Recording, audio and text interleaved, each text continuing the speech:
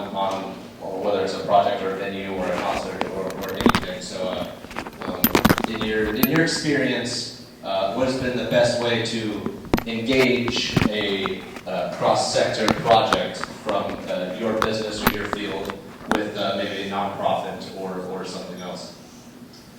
I thought I picked this seat so I wouldn't have to go first, but that's tricky. Snake draft.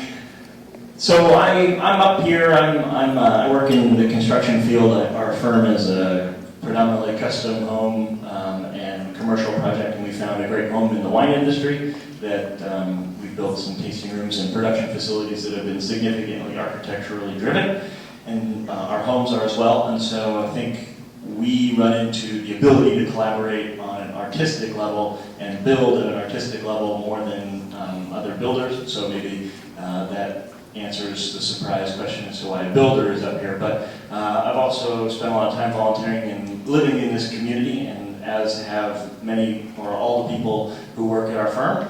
And so we've met and maintained great relationships. And so in our normal lives, our professional lives, our jobs as executing high level of design, custom homes or winery tasting rooms, we come across opportunities to inject local artists or local craftsmen who I would say are just as highly artists as someone who paints, but it's the work that we request of somebody like an electrician or a plumber has to be basically what I would say an artistic level. So where we've had great opportunities to collaborate is just living and growing up in these communities, making these connections, being a part of these events. I mean, we remodeled Stu Jacobson's house and had a great opportunity to fulfill some great artistic vision from him, by him, and then we've leaned on him for many suggestions. We've had opportunities for us to inject ideas into projects for art and installations, or just throw out those creative ideas. We find that the best projects are architecturally driven, and it's a collaboration between the architect, the builder, and the owner, and it's a really strong push-pull. We're pushing sometimes, we're pulling sometimes, the homeowner's pushing sometimes and pulling sometimes, and if anywhere we can throw out a good opportunity for a local artist to get involved in a project, it's really a great win for us. The other things we do is sometimes we get so far down in the weeds that we barely realize that the building itself was the actual art installation. And so sometimes we look up and we were the artists. And those are really fun opportunities to stand back and celebrate the project. And despite yelling at the drywall guy for not showing up or messing up 3 times, we were a part of something really beautiful. So I think knowing and maintaining connections from events just like this, and being really open to interpreting things that are on a page and envisioning them for how they see how they will get constructed, and injecting any opportunity to collaborate with someone else. Our entire job managing subcontractors is collaborating with people and bringing them to the table to provide their skill set to what needs to be done. And so anytime we know someone who can provide an expected end result is a great opportunity to bring them in. So not necessarily telling them you have to create this exact thing, but allowing the artist to come in and do what they do. Is that a helpful answer? Okay. One that I'm particularly proud of, well, first of all, let me back up. I'm the executive director of Newberg's downtown Main Street program. And so our focus, my board and myself, is from one end of downtown to the other end of downtown. It's not the county, it's not the entire city of Newberg. So when we got started, there were a number of things. We started 10 years ago. And when we got started, there were a number of things underway downtown that brought some energy to downtown, but there wasn't much focus on downtown. At the time we started, there were 14 vacancies between the Dairy Queen and the big flagpole. Today it fluctuates. Occasionally there's a vacancy. Janice closes her business, so it's vacant for a while, but effectively we're fully occupied. Big change, and a big change in the appearance of downtown. So a lot has happened.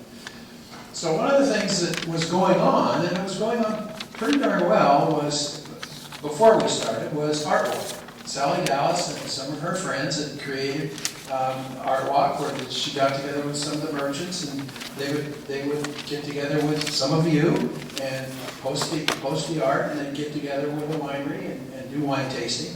And that was popular. People were coming downtown for it. And then our organization created a merchants committee, and the merchants committee decided they wanted to put a lot of juice into the idea of shop local. You don't have to go to Washington Square. You don't have to go out of town to shop, because there's more going on downtown than a lot of people recognize. So there was some shop local meetings, and at one of the shop local meetings, somebody said, well, what if we blended the shop local effort with First Friday? And I know Sally Dallas real well, and I said, I think Sally Dallas would be fine with that. It would be no effort to take over the Art Walk program. So now we have a First Friday. It's not First Friday Art Walk, it's First Friday, and the merchants go all out to promote, advertise, cross-market, share ideas to support and expand First Friday Art Walk.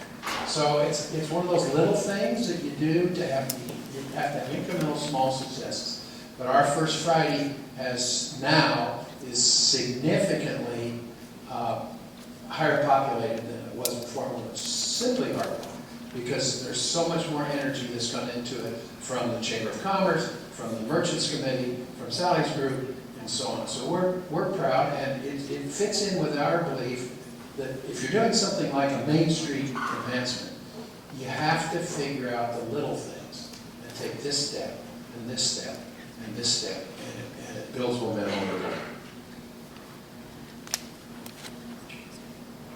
Sometimes the wine industry is thought of as the National Park Service, and we are asked to do a lot, and happy to do it. We do many things for a lot of people, but sometimes we initiate something ourselves. So my example would be that. It was our 15th anniversary. Certainly never expected to be here when I started it in my kitchen, but there you have it. I think we might be the largest winery in the state.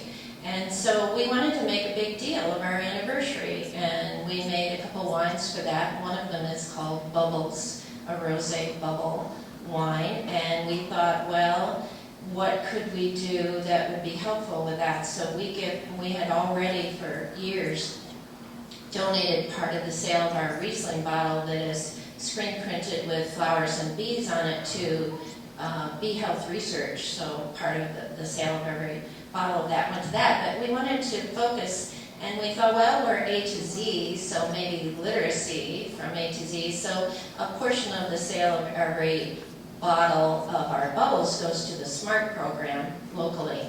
And that's a little tricky because we're an alcoholic beverage, and so how do we do that for kids? So we had to navigate that with the SMART people and figure out how to make that work. They had wanted to advertise it in the schools, and we said no, we didn't want that, and so on.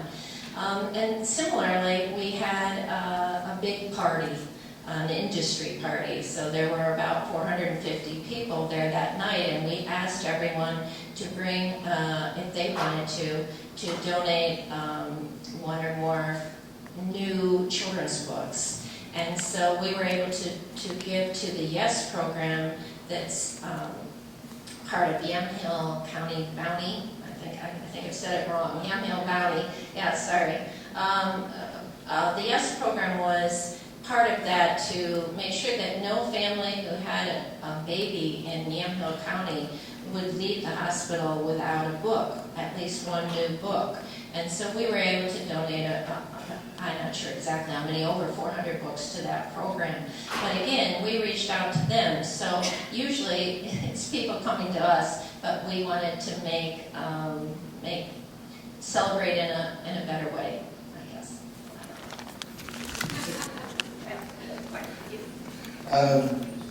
So I think, first off, I think that collaborations are tricky because who actually has a meaningful definition of collaboration, right? Sometimes people claim sending a few emails back and forth, collaborate, right? And somebody yelling at the drywall guy for screwing up, that could technically be a collaboration, depending on how you frame it.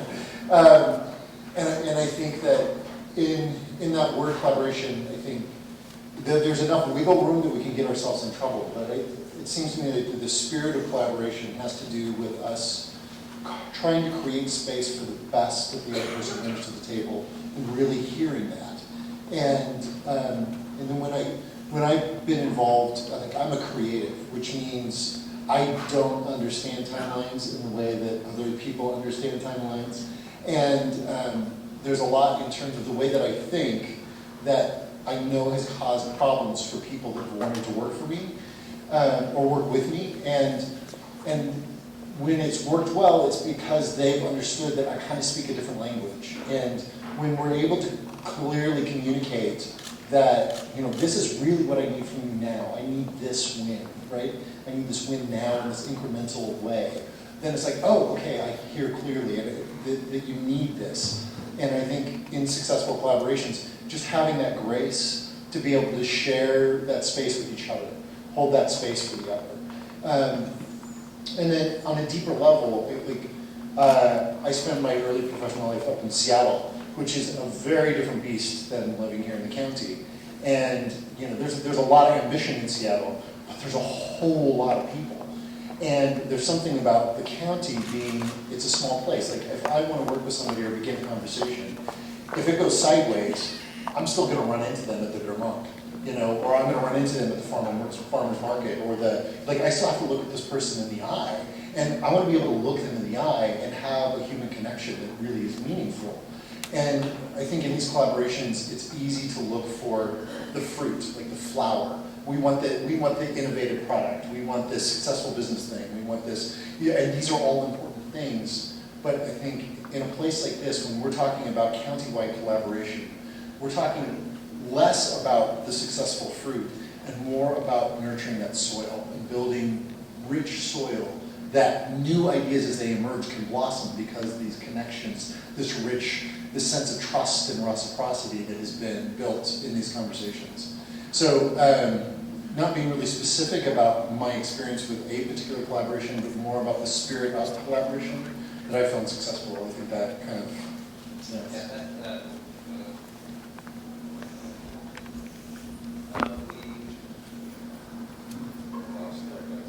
leads into check. There we go. Leads into the next question.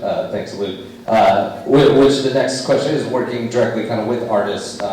What is it from experience that you need from an artist when you start to work with them? What are maybe a challenge or just a couple lessons that you've learned, whether it's an architect or a label maker or an artist trying to put together a group? A lot of this work that this is all about is creating a more creative workforce and creating industries that consider arts, culture, and creativity to be economic drivers. And it's also about creating artists that are maybe a little bit more business savvy and getting them to reach their potential value for their arts. And so just if you have any words on kind of those two sides coming together, if there's any artists you've worked with or lessons you've had, just kind of coming to the table, what do you need from an artist when you're looking to work with them? I'm the artist. I've worked with, I have an art degree too, but I've worked with artists. Candace Cameron has painted, I think, 7 huge things for us. One of the things we needed to know right away was how could we get a sky lift to get her high enough on the barn side to actually paint Rex Hill on the side of our Jacob Hart barn.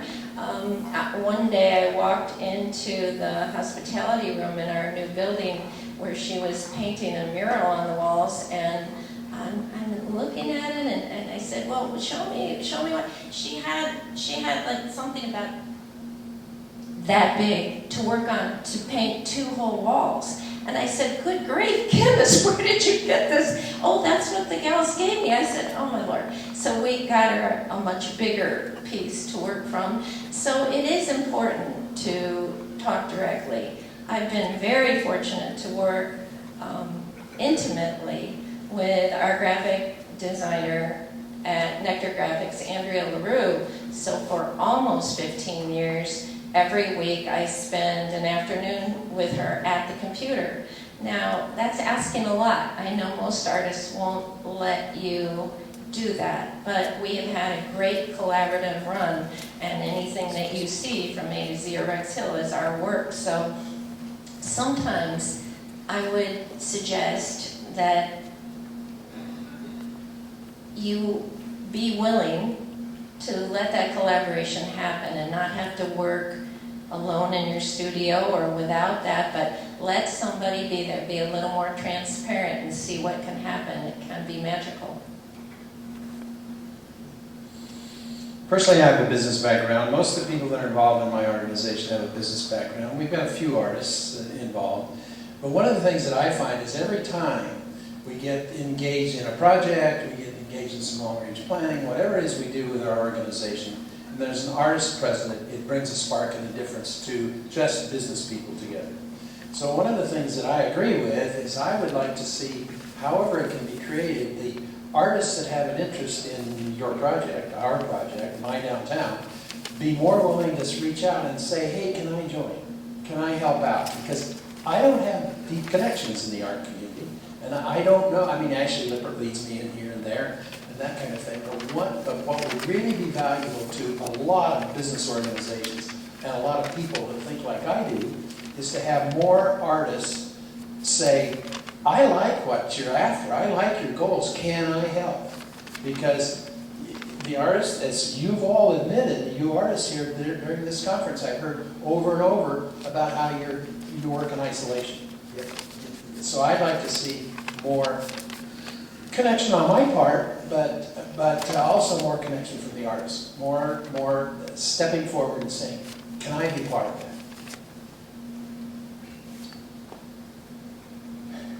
I think space, communication, trust, and fearlessness are 4 big parts that help that, and go into each of those a little bit. I like your idea that space is integral to collaboration. I think that's a great way to articulate that relationship.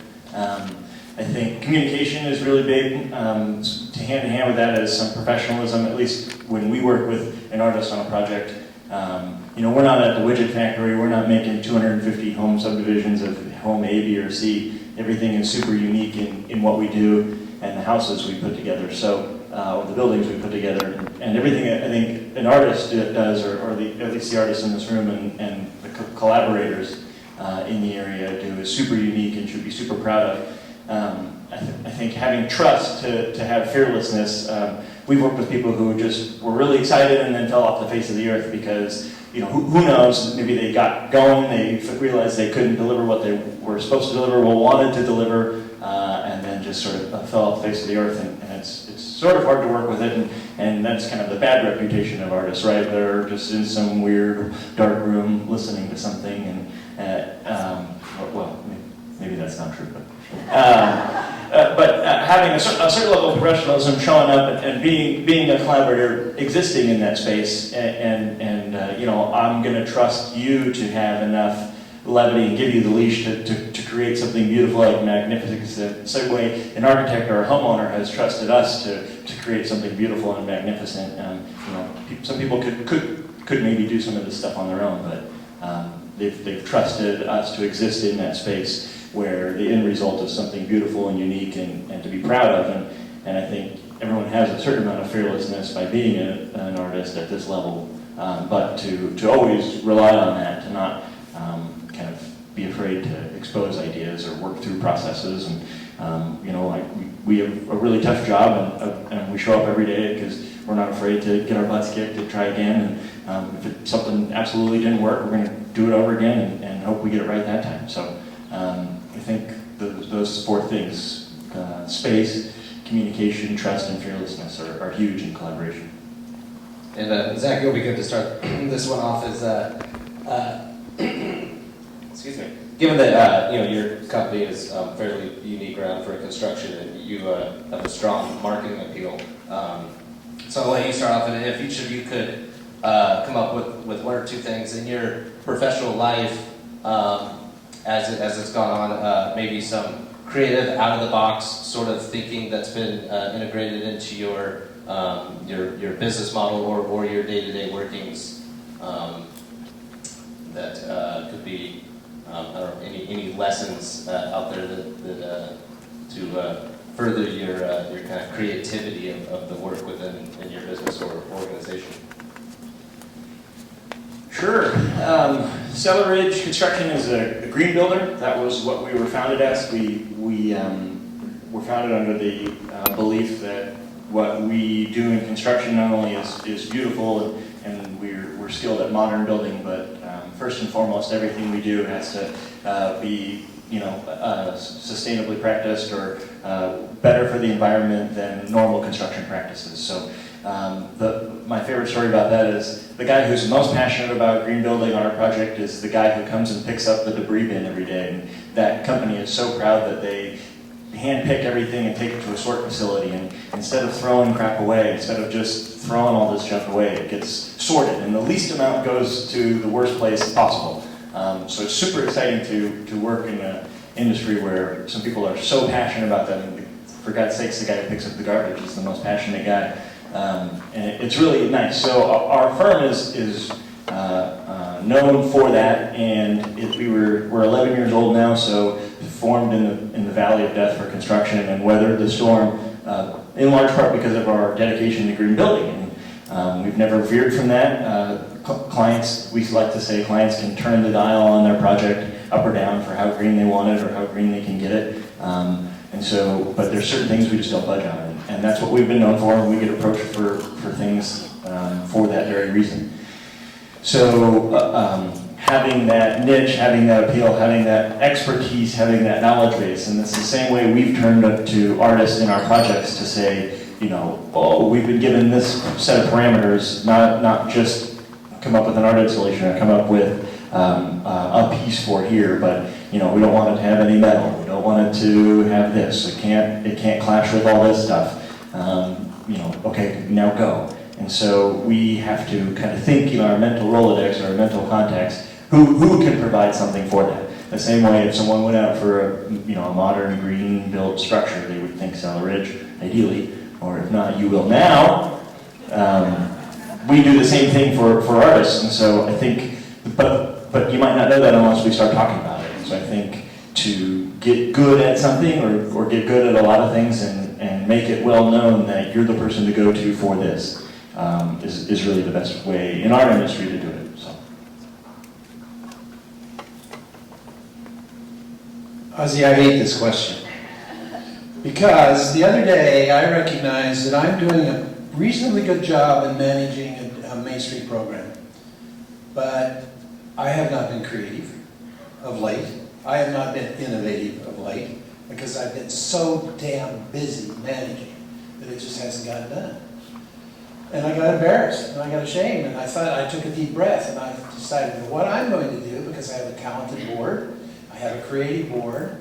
My next board meeting is going to be about that. I'm going to say, okay guys, we're doing a pretty darn good job. It's just moving right along, nice and steady and level. And people are really appreciative of what we're accomplishing. But I don't feel like we've done anything in the last period of time that was really creative, was really innovative. And so let's turn our attention to that. So I think, personally, creativity requires intent. I think creativity is something that you actually have to decide to do. I think creativity and innovation must require follow-through. Because if you can come up with a creative and innovative idea and follow through, your organization is going to be proud of that. Your organization is going to be recognized for that. And it's going to incent your organization or your group or yourself to be more creative and more innovative. So don't, in your group, in your art, in your personal endeavors, try and avoid the trap that I caught myself in, and that's doing a good job of maintaining. There's nothing creative in maintenance. There's nothing innovative in doing it the same old way. We started the company as a disruptor, so I suppose that was thinking out of the box, because at the time there wasn't really a quality Oregon Pinot Noir offered under $20, and distantly related to Henry Ford, I believe in quality for every man. So we set out to offer the highest quality wines that represented the essence of Oregon for the greatest sustainable value. And that was fine when we were in my kitchen and in the old Alice's restaurant, but when we bought Rex Hill, we had to become a real business. We went from 7 people to 57 overnight. And so then how do you not just become a standard business? How can you maintain that disruptor quality? In May 2014, we were the only winery in the world to become a certified B Corp. And B Lab is a nonprofit organization that certifies companies on the basis of their environmental, social, community, and economic sustainability. Economic might surprise you, but I think there's a lot of nonprofit people here. But if you do all the good in the world and you're out of business in 2 years, that's not sustainable. So it's a rigorous assessment. Everything has to be documented, and we were named one of 3 global champions for B Corp in the following year. The first full year we were there, and best for the world, the top 10% the following 3 years, this year included. That secondary goal, to build a business that combines commerce with conscience while you're still achieving your first goal of quality for value, I think that is not typical. I would like to see it become typical so that it wouldn't be considered as a possible answer for out of the box, but I think it is unusual. We pay 100% of our employees more than the local living wage. We pay 100% of our employees health benefit premiums. We pay for education, everything from a GED to a graduate degree. We pay for your, on and on and on. And it adds up to a great deal. And if you're only looking at dollar signs, then it's difficult to justify it. But if you're looking at the health of your business and its position in the community and all the people that you touch, then there is no other way. So maybe that qualifies as out of the box. So I'm an artist, and I come from the world of creatives, and everybody's creative, always innovating. And I was recently watching the pitch for the new Pixel 2 Google phone, and they were talking about, there was some 24-year-old designer that looked like a model that was doing his pitch to the very staged audience, talking about how we redesigned this phone from the ground up. We rethought every function. No, it's a screen. You did not rethink everything. And I think there's a point in innovation. If I'm an accountant, I don't want my accountant to be too innovative, right? I want to count on him doing his good work. And I'm not quite sure where I'm going with this, in part because I've gone the other direction. I came from the great wilderness of build your own composting toilet, finding my way back to civilization. And I really cherish what we do well together, and that we have been doing well together. And I think the thing that I have seen so much of is innovation for the sake of innovation, which is really gets you nowhere, really. It's just lots of new stuff. And I think one of the things that I see here that I really value is that there's a sense of, there's a clear sense of us together doing something. So how are we going to do this thing together? And that's, to me, actually really innovative, coming from the art world, which is to have a community this connected, to aspire to this kind of conversation is actually a very innovative thing. So I think it's really interesting hearing you guys talk about innovation. It's really exciting to see that, and the B Corp stuff is great. But for me, this sitting down next to you and having this conversation is actually kind of innovative for me. So I just want to honor that in this space and say, I guess I'm going to say this. It's a catchphrase. And it's a catchphrase because it's been useful. But it's a catchphrase that a lot of people are getting caught up in. And if those values really don't hold it together, then it doesn't. I think it's barking up the wrong tree. But I think what we're doing here is worth it. These four were asked to do this and given very little preparation questions for it, and I feel like they're just getting rolling now, so we could keep going another 30 hours if you want, or unfortunately we are out of time, and it's time for our third caucus. Very little preparation. None. Oh, you got questions. You got some semblance of questions like 38 hours ago. I'd like to have a round of applause for our panelists. Thank you very much for coming up and getting in front of people to check results. And it's always fun to get more people together. And as you can see, just here, you start riffing off of each other, and you know that they could probably keep going on this conversation. But let's all, I think we're going to get together and keep the conversation going. I'm not sure exactly what the details of caucus number 3 are. Sharon, if you could explain, please. One of the things that we promised would happen today is that you would have little pop-up stores. And relative to this panel, I'm going to speak on behalf of Mr. Executive Director and the Manager of Monrovia.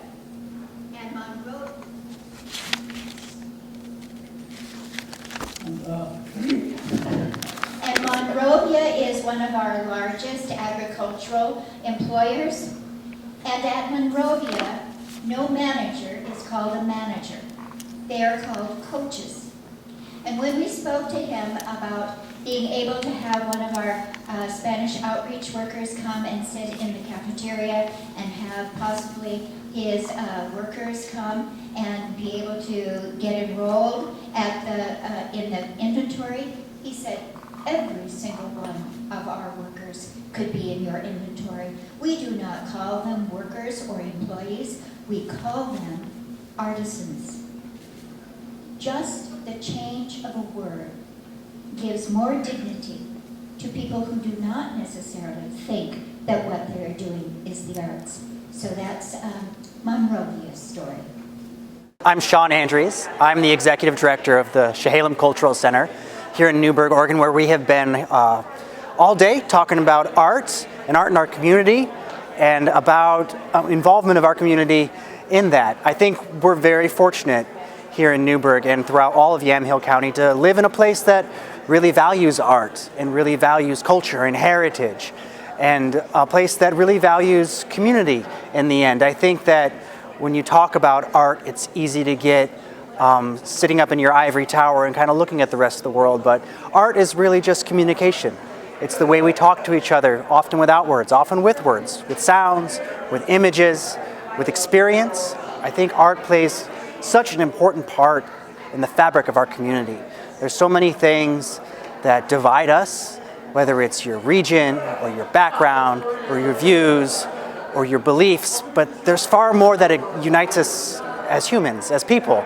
And art is a beautiful way to get people together to talk about something happening in front of them. Just talk about what's going on and give them an opportunity to realize that they have so very much in common and that we all want the same things. We all want love and a place to live.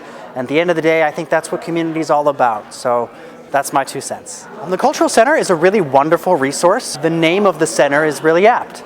I call it the center because it should be the center of activity here in Newberg and throughout Yamhill County. It's a wonderful facility. I don't think we have a particular agenda for a particular kind of art or a particular message we want with that art to be said here at the center. We really wanted to just create a space for all the art and all the activity that's already happening in this community to come. I think one of the things you often struggle with as an artist is simply having a place. And the center has really done a wonderful job of creating a space for people to come together and to share their ideas. We have so many wonderfully creative people in this community. And for them to have such a world-class resource at their disposal to come and be appreciated is just fabulous. And when you think about a day like today, this wonderful Arts Congress, there's so many wonderful things happening in this community, so many different people involved with so many different groups. And to get them all in one room to talk about what's going on, to realize that some of us are doing the same things And maybe we don't need to do that. Maybe we can pool our resources and get more out of it at the end of the day. To get all these wonderful people here today to talk about what we can do to help each other, because when a rising tide rises all ships, right? When everybody does better, everybody does better. And I think that sometimes when you're an artist or when you're an arts administrator or you're someone who loves the arts, you get really focused on the thing that's really important to you. But it's really important that we also spread the love around. And when I'm, working on a piece of theater, it's important for me to remind my friends to go out and to buy a painting. And when people come to your gallery and they're looking at your art, it's important for you to say, hey, there's a great show happening down at the Cultural Center, or there's a class you could take part of.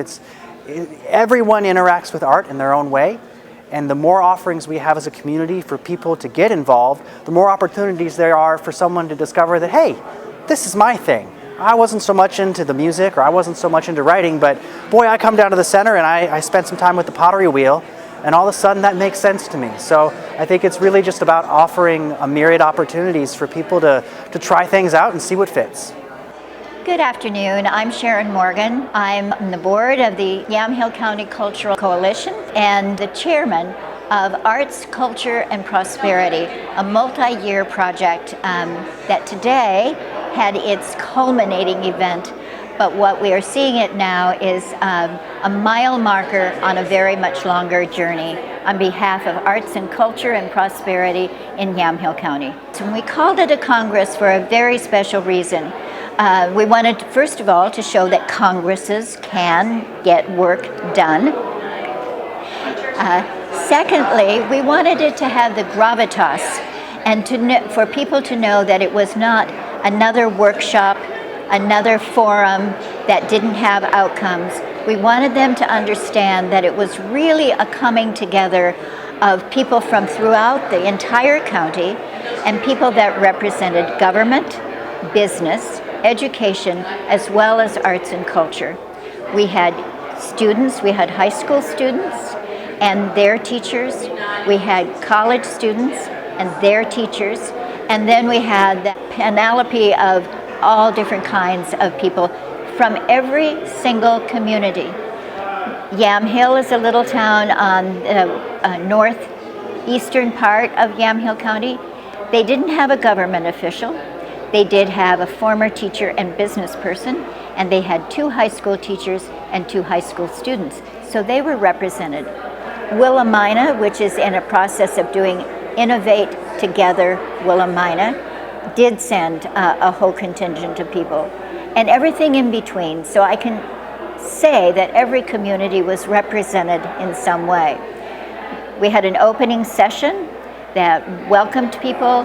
It began with a wonderful poem written by Oliver Vera, who works for the state of Oregon as one of the health administrators. And then there were 3 caucuses that were according to the regions of Yamhill County, so that people had a chance to share what kind of planning, what kind of development, what kind of aspirations were in the West Valley, in the central area, and then in the north and northeastern sections.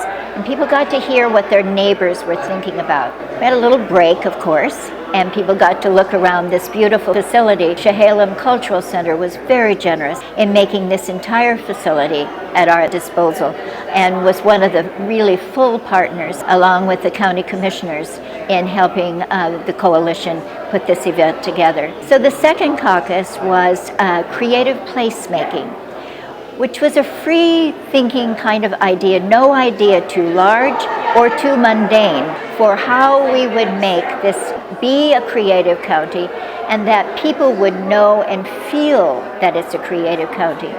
Not just visitors and tourists who come for many of our agricultural events, but the residents would know that they're living in a creative, innovative place in which they can prosper and foster ideas and live in a fabulously beautiful spot, but also have a very vibrant either professional life in the arts or an avocational life by partaking of the arts that are here. We're so lucky in Yamhill County because every town has bountiful arts opportunities. And in the hills and the valleys in Yamhill County live absolutely fabulous writers, musicians and composers, singers, people who, many of whom could live in much larger places. Here, they're part of a community, and that was what these caucuses were about. But how can we make it better for individuals, for organizations, and then for the citizens, as well as for our visitors? And at lunch, we were able to do a really very special thing to honor Marilyn Warricks, who for 20 years has been upholding not only the cultural side of things with her own business, Book Art Studio, but also her public engagement as a state legislator, as a founder of the Downtown Association, as an attorney and realtor, as a restorer of a historical building. So the award that was established by a group of people and contributors is the Marilyn Warricks Cultural Treasure Award that will be a permanent award for every other year, where people will be able to nominate their person who's had not only a cultural life, but has been part of community and the civic life of that community. So it was a very exciting event, and she didn't know about it until she saw that 8 members of her family were here, and that gave her a little clue that something was up. Hi, my name is Mark Terry, and I'm here today at the first ever meeting of the Cultural Coalition Congress of Yamhill County. I'm here representing George Fox University as a long-term member of the faculty and partner in the community. I'm also here as the chair of the board of directors at the Cultural Center at which we are meeting. It's a delight to be here and to be gathered with so many like minds and spirits. So I'm lucky enough also to be here today as the originator of the sculpture that was presented to Marilyn Warricks to honor her contributions to culture over her long and very productive career. So to honor Marilyn for her work, as I did the research on who she is and what she's done, I knew her as a book artist and have long admired her work, but I did not know that she had been a legislator and very, very important in the protection of rural properties from overdevelopment, and LCDC is kind of a dirty word for some people, but she's the person, one of the people behind it who has made it a really important part of making Oregon livable. She's been deeply engaged in education and arts and culture in McMinnville. She's a really important patron of the arts. So as I tried to figure how do I somehow do homage to her and her contributions, I gathered a group of people who are Marilyn fans around me, and went with their information. And so the sculpture is founded on books, great books. So there's classics like the Odyssey and the Iliad, and Thomas Hardy.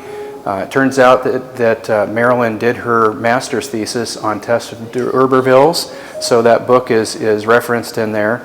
And her children had not just fond but poignant memories of being read to the point that one of their favorite books of poetry and one of their favorite storybooks were practically worn to pieces, and so those books are there. Another little tidbit that would be obscure to the average observer is that apparently Marilyn's late husband was very fond of surprises, and he would put things in unexpected places and play little pranks, and so there's a nod to him with the book Peter and the Wolf. If you look closely on the back side of the sculpture, if there is a back side on a sculpture in the round, but if you look closely, there's a little bird sneaking out of the book as the first little character in Prokofiev's great composition. But the important part are the acorns, the idea of these tiny little seeds that when planted and when they take root become enormous, great big, huge ecosystems, environments where they provide us shade, they give us fuel and shelter, but for the animal kingdom they provide a whole environment in which they can live and thrive. And so the idea of the oak tree being a metaphor for community, Marilyn is a nurturer of community, and the bird that crowns this piece being that bird that has life and takes wing and goes and sings the song of culture anew in a new place. So that's the story of the sculpture and the kinds of things that I'd intended to be read in it.